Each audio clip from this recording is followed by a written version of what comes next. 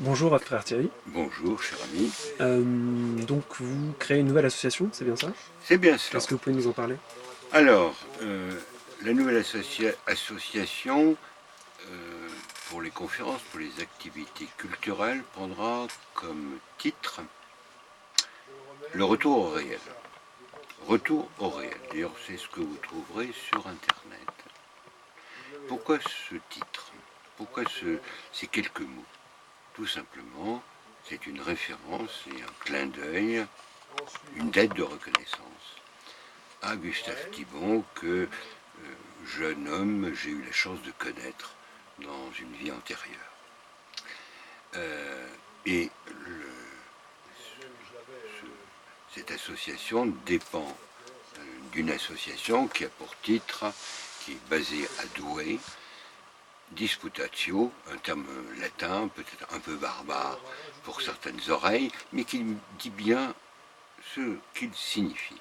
La disputatio au Moyen-Âge était une discussion libre où on pouvait d'une manière apaisée aborder tous les problèmes, même frisant le paradoxe. Un peu pour faire comprendre aux modernes d'aujourd'hui, les gargouilles bien souvent étaient des caricatures de personnages connus. Dans certaines collégiales, on pouvait trouver la miséricorde, c'est-à-dire l'endroit où s'asseyait dans les stalles le chanoine ou le moine, une caricature de l'évêque du lieu, chose qu'on ne pourrait pas imaginer aujourd'hui. Donc, Disputatio, ou le retour au réel, a pour but, comme dans l'association précédente que tout le monde a connue, le Cercle Aréopage, qui était, lui, une allusion à cette place d'Athènes où tout homme libre pouvait aborder toutes sortes de sujets. Donc l'optique est le même mais un peu différent.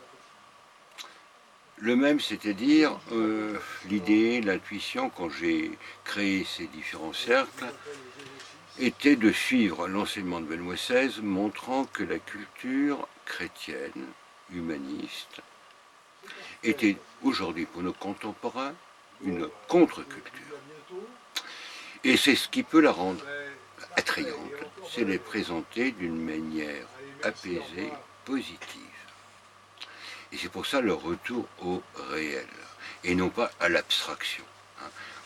Nous chérissons les libertés, non pas la liberté. Nous aimons l'homme concret, non pas l'homme abstrait. Je pense que j'ai répondu à votre question. Effectivement. Alors du coup, est-ce que les conférences que vous faisiez tous Alors, les lundis, est-ce qu'elles vont être toujours maintenues? bien sûr, le rythme est de hebdomadaire des conférences à Paris, aux 9 rue du Vieux-Colombier, sont maintenues. Toutes les semaines, le lundi à 7h30, d'abord un repas. Pour quelle raison? C'est pas tellement pour remplir l'estomac. Sartre disait que l'homme moderne était un tube digestif sur deux pattes. Non, non, non. Il s'agit tout simplement de recréer une certaine convivialité dans une société qui en manque. Et c'est d'ailleurs un des titres d'un livre remarquable de Marcel Decorte, La dissociété. Et c'est une manière aussi, pas uniquement par la parole, par le vivre, le vécu, de lutter contre cette dissociété. Du coup, on pourra vous suivre sur un nouveau site internet, c'est bien ça? Oui, c'est bien cela, sur retourauréel.fr.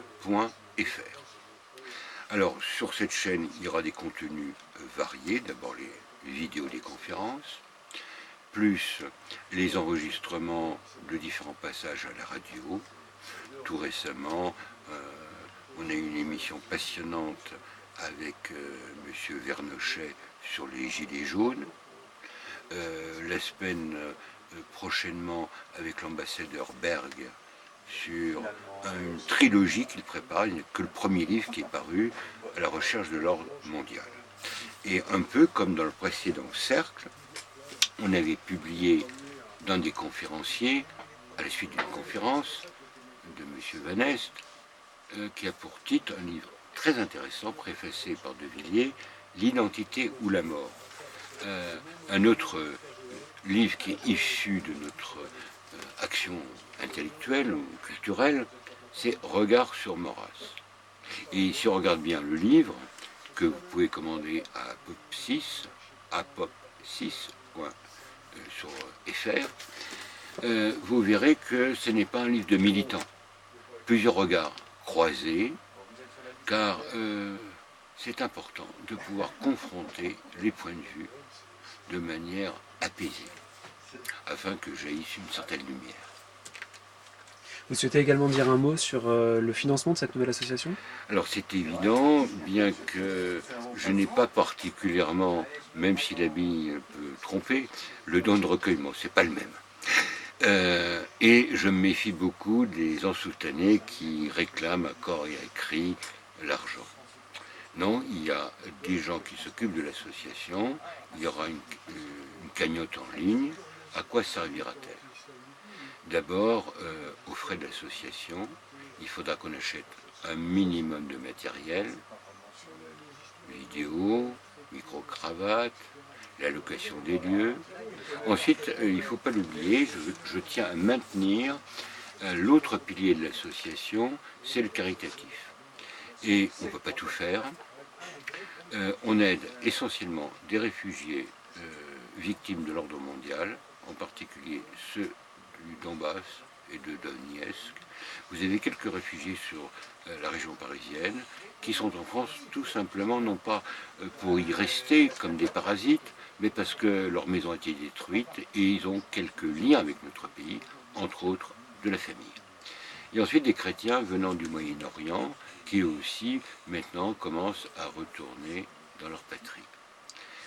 L'autre aspect, on recherche toujours des dons de livres, car nous, régulièrement, nous donnons aussi bien en France, mais rarement, ou plutôt à l'étranger, à des communautés religieuses. Je pense que c'est les deux points essentiels. Très bien, je vous remercie d'avoir répondu à toutes ces questions. Voilà.